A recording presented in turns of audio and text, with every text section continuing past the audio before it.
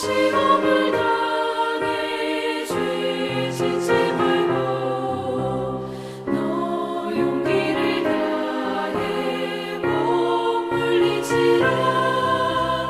너 시험을 이겨 새 힘을 얻고 주 예수를 믿어 늘 승리하라. 우리 구주의 힘과 그의 위로를 빌라. 주님 내 편에 서서 항상 도우시리. 내 친구를 삼가 잘 선택하고 너를 삼가 늘 조심하라. 너 열심을 다해 늘 충성하고 온 정성을 다해 주 봉사하라. 우리 구주의 힘과 그의 위로를 빌라. 주님 내 편에 서서 항상 도우시리.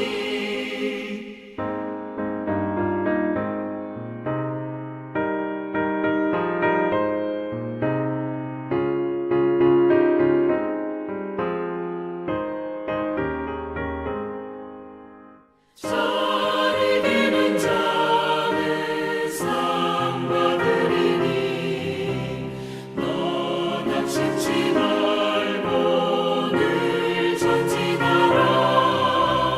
내 구세주 예수 힘 주시리니 주 예수를 믿어 늘 승리하라. 우리 구주의 힘과 그의 위로를 빌라. 주님 내 편에 서서 항상 도우시리.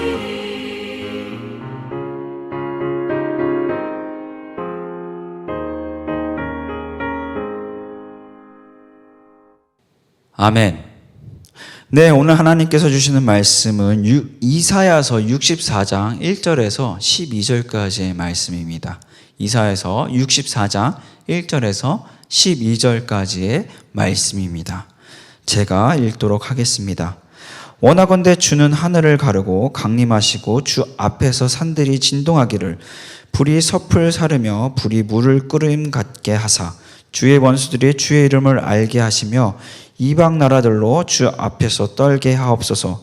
주께서 강림하사 우리가 생각하지 못한 두려운 일을 행하시던 그때에 산들이 주 앞에서 진동하였사오니 주 외에는 자기를 앙망하는 자를 위하여 이런 일을 행한 신을 옛부터 들은 자도 없고 귀로 들은 자도 없고 눈으로 본 자도 없었나이다. 주께서 기쁘게 공의를 행하는 자와 주의 길에서 주를 기억하는 자를 선대하시거늘 우리가 범죄함으로 주께서 진노하셨사오며 이 현상이 이미 오래되었사오니 우리가 어찌 구원을 얻을 수 있으리이까.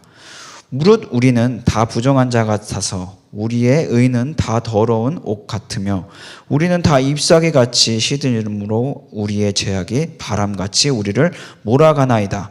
주의 이름을 부르는 자가 없으며 스스로 분발하여 주를 붙잡는 자가 없사오니 이는 주께서 우리에게 얼굴을 숨기시며 우리의 죄악으로 말미암아 우리가 소멸되게 하셨사니이다.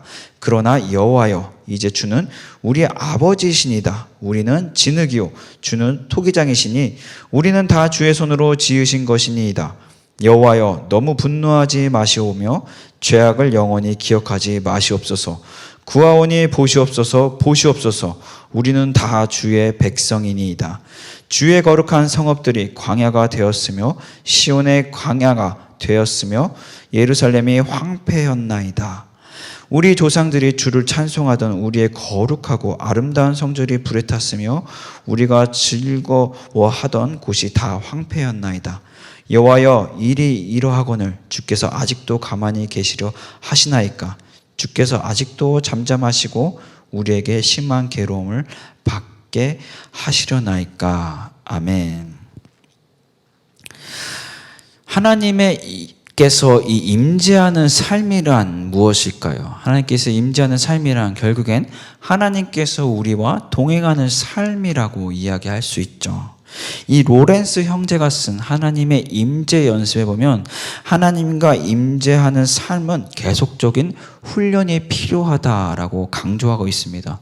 이어서 이 저자는 어떻게 이야기하냐면 우리는 하나님을 이용하는 법이 아니라 하나님을 사랑하는 삶을 다시 제대로 배우고 익혀야만 한다라고 이야기하고 있습니다.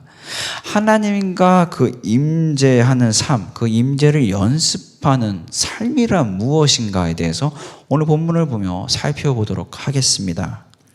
본문 1절에 보시면 원하건대 주는 하늘을 가리고 강림하시고 주 앞에서 산들이 진동하기를 이라고 이야기하고 있습니다.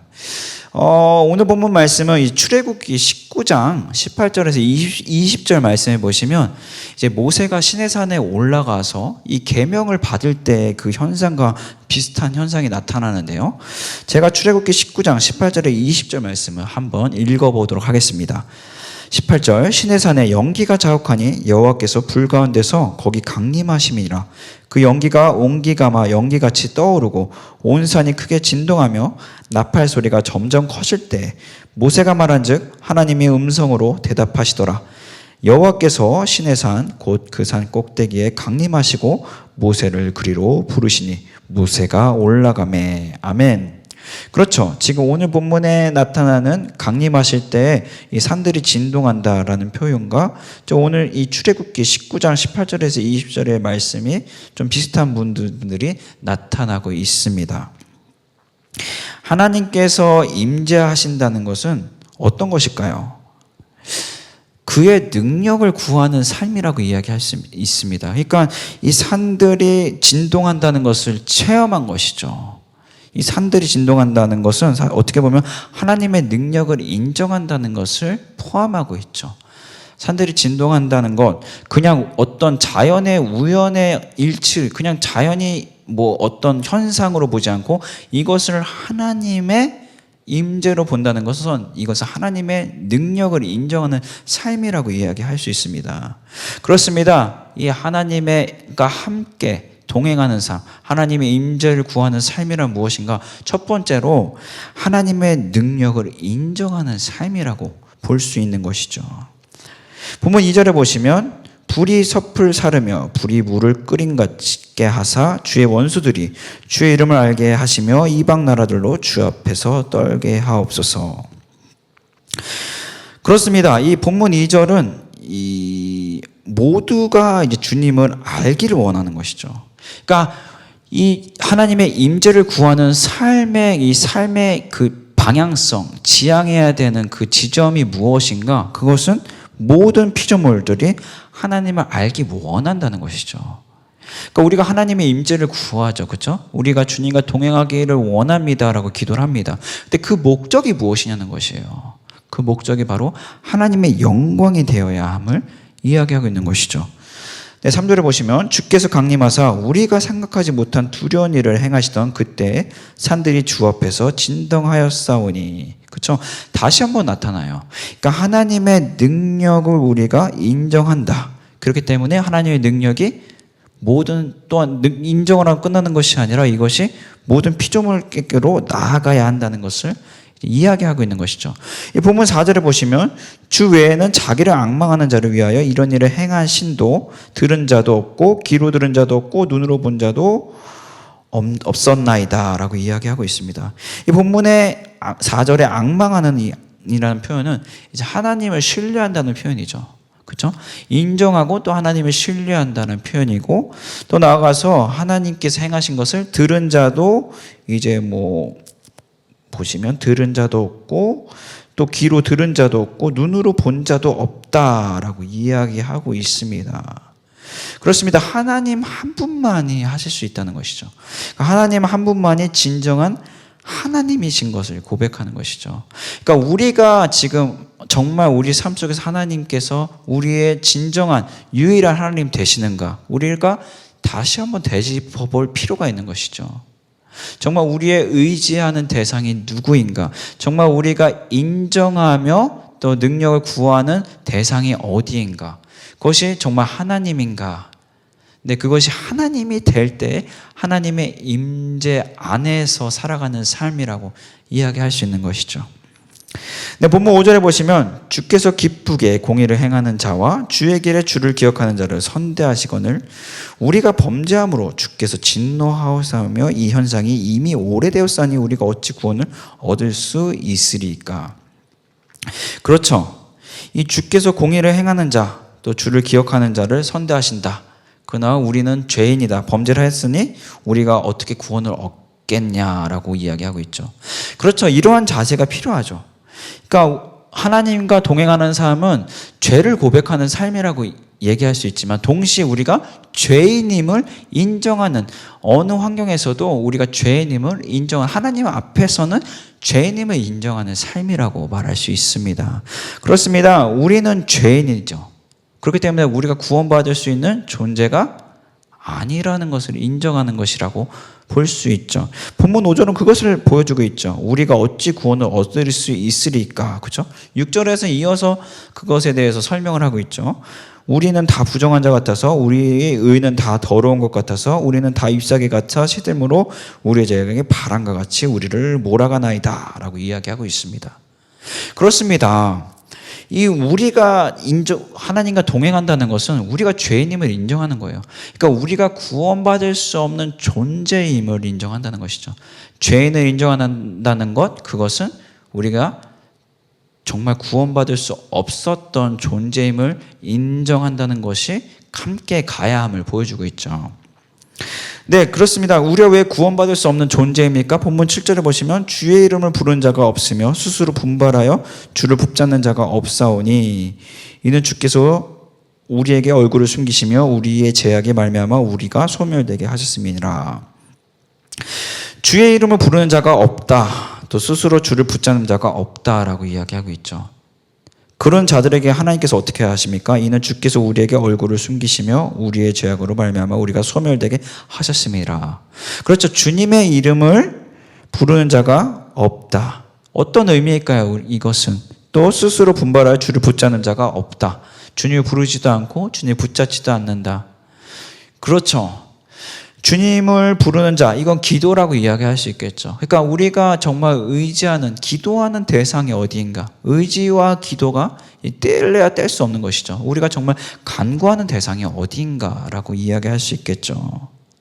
붙잡는 자, 붙잡는다는 것은 무엇이에요? 물론 의지한다는 것도 있지만 그를 따라간다는 의미도 있어요. 그렇기 때문에 의지하면 지금 우리가 따라가고 있는 것이 무엇인가를 나타내고 있는 것이죠. 근데 주님을 부르지 않고, 그러니까 주님께 간구하지, 주님을 의지하지 않고 주님을 따르지 않는 자들에게 하나님께서 어떻게 하십니까? 얼굴을 숨기신다라고 이야기하고 있죠. 그러니까 죄가 무엇이에요? 우리가 윤리적으로 도덕적으로 막 올바른 일을 또 선을 행하기에 너무나 많은 선을 행한다 하더라도 우리가 주님을 의지하지 않고 주님을 따라가지 않는다면 그것이 죄인 것을 이야기하고 있죠. 결국엔 죄가 무엇입니까? 하나님께서 얼굴을 숨기시는 것. 그러니까 주님의 영광이 나타나지 않는 삶이에요. 내가 죄인임을 인정하지 않는 삶. 그것이라고 이제 말할 수 있는 것이죠. 이제 죄라는 것은 내가 죄인임을 인정하지 않는, 나의 공로로 의해서, 나의 선으로 인해서 내가 의롭다고 생각하는 순간 그것이 바로 하나님이 떠나는 삶이라고 이야기할 수 있는 것이죠. 본문 8절에 보시면 그러나 여호와여 이제 주는 우리 아버지이시니까 우리는 진흙이요 주는 토기장이시니 우리는 다 주의 손으로 지으신 것이니다. 여기서 아버지라는 표현이 나옵니다. 아버지는 무엇입니까? 하나님께 호칭하는 것이죠. 그렇죠? 그렇다면 이 아버지를 부르는 이스라엘 백성들은 어떠한 정체성을 가져야 되죠? 하나님의 백성의 정체성을 가져야 되죠. 그렇습니다. 우리가 주님을 믿는다는 것, 그것은 하나님의 자녀의 정체성을 갖는다는 것이고요. 정체성을 갖는 것으로 끝나는 것이 아니라 우리가 하나님의 자녀답게 살아가야 할 의무를 가졌음을 보여주고 있습니다. 하나님께서는 왕 되시죠. 그렇죠? 그렇다면 우리는 왕 되신 하나님을 자녀답게 또 살아가야 함을 보여주고 있는 것이죠. 또 하나님은 어떤 분이십니까? 8절 후반부 보시면 우리는 진흙이고 주는 토기장이. 그렇죠? 어떤 것입니까? 우리가 주님의 자녀의 정체성으로 살아가지만 하나님께서는 토기장이시고 우리는 진흙이에요. 그렇기 때문에 하나님께서 우리를 어떻게 쓴다 하더라도 우리가 따르겠다라는 의미를 가지고 있는 것이죠. 하나님과 임재하는 삶은 사실 순종과 떼어놓을 수가 없는 것이에요. 이 하나님은 토기장이 되십니다. 우리는 진흙됩니다. 라는 고백이 어떠한 것입니까? 무엇이든 주님을 따르겠습니다. 무엇이든 명하시든 주님을 따르겠다는 이 고백이 나타나고 있습니다. 네, 본문 9절에 보시면 여호와여 너는 너무 분노하지 마시오며 죄악을 영원히 기억하지 마시옵소서. 구원이 보시옵소서 보시옵소서. 우리는 다 주의 백성이니다. 그렇죠? 주님께 분노하지 마옵소서 간구하면서 9절 마지막 부분의 후반부에 뭐라고 말씀합니까? 우리는 다 주의 백성이니다. 그렇습니다. 하나님의 분노와 또 자신들의 죄악을 말하면서 이 죄에 대해서 이야기할 때 주의 백성이라는 표현을 씁니다. 그렇죠? 이 주의 백성은 어떠한 의미를 가질까요? 그러니까 우리가 이 죄를 회개할 때 이 나의 개인적인 죄만 회개하는 것이 아니라 우리에게 허락하신 공동체들이 있어요. 그렇죠? 이 공동체의 죄가 또 우리의 죄인, 우리 모두의 죄인 것을 이야기하고 있어요. 그렇기 때문에 우리가 회개할 때 나 개인의 죄로 그냥 광고하는 끝나는 것이 아니라 우리의 공동체의 죄를 같이 기도할 줄 알아야 됨을 또한 보여주고 있는 것이죠. 네, 우리가 이렇게 이 공동체를 놓고 기도하지 못할 때 어떤 현상들이 일어나냐? 10절에 주의 거룩한 성읍들이 광야가 되었고 또 시온이 광야가 되었고 예루살렘이 황폐하였나이다. 그렇죠? 11절 우리 조상들이 주를 찬송하던 우리의 거룩하고 아름다운 성전이 불에 탔으며 우리가 즐거워하던 곳이 다 황폐하였나이다 라고 이야기하고 있어요. 그렇습니다. 이 공동체의 죄는 결국에는 우리가 함께 짊어지고 우리가 함께 회개해야 될 것을 이야기하고 있죠. 또한 우리가 이럴 때가 많아요. 이 사역할 때 누구의 눈에 보이게 좋게 사역을 하고 있는가? 이 본문 11절에 보시면 우리의 거룩하고 아름다운 성전이 불에 탔으며 우리가 즐거워하던 곳이 다 황폐하나이다. 우리의라는 표현이 써요. 그렇죠? 그러니까 진정한 회개의 삶이란 무엇이냐? 우리에서 하나님의로 바뀌어야 하는 것이죠. 그러니까 우리가 보기에 본문 11절과 같이 우리의 거룩하고 아름다운 성전은 결국엔 불에 탈 수밖에 없어요. 하나님께서 보시기에 거룩하고 아름다운 성전이 되어야 하는 것이죠. 또 우리가 즐거워하던 곳이라고 표현되고 있죠. 우리가 아닌 하나님께서 즐거워하던 곳이 되어야 하는 것이죠. 그렇게 될 때 그것이 황폐해지지 않게 된다는 것을 보여주고 있죠. 그렇습니다. 오늘 본문은 하나님과 함께 임재하는 그 훈련된 삶이란 무엇인가를 너무나 잘 보여주고 있습니다. 이 하나님과 임재한다는 것은, 하나님과 동행한다는 것은 저절로 되는 것이 아니죠. 우리가 끊임없는 노력을 행해야만 하는 것을, 또 요구사항이 있음을 오늘 본문을 통해서 나타나고 있습니다. 그렇다면 우리가 주님과 동행하려면 무엇을 행해야 합니까? 첫 번째로 그의 능력을 인정하는 삶입니다. 본문 1절에서 산들이 진동한다는 것은 하나님의 능력을 인정한다는 것이에요. 그러니까 자연적으로 어떤 자연의 어떤 무슨 일들이 일어난 것이 아니라 하나님께서 모든 것을 행하셨다는 것을 인정하는 것이죠. 주님의 능력을 인정해야 하는 것. 두 번째는 무엇입니까? 주님께서 진정한 하나님 되심을 인정하는 것이에요. 주님만이 유일한 하나님 되심을 인정하는 것이죠. 세 번째는 무엇입니까? 이 죄인됨을 인정하는 삶이에요. 내가 죄인됨.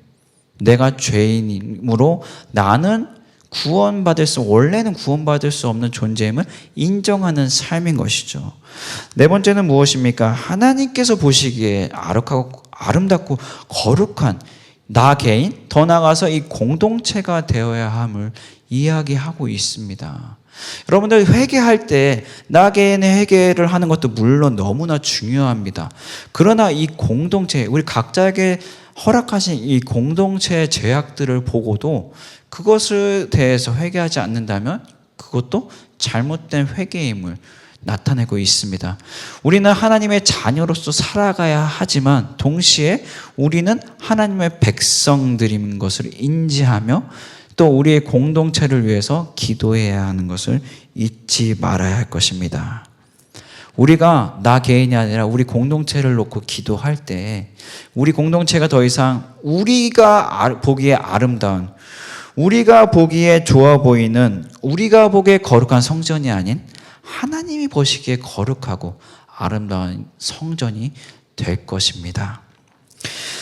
하나님의 임재, 그 하나님과 동행하기에 날마다 힘쓰시길 소망합니다. 그래서 여러분들의 삶을 통하여서 정말 주님이 나타나는 삶, 정말 주인님께서 주인 되시고 머리 되는 삶을 살아가시기를 주님의 이름으로 축복하고 또한 소망합니다. 기도하겠습니다. 하나님 아버지, 정말 주님과 동행하는 삶을 살아가기 원합니다.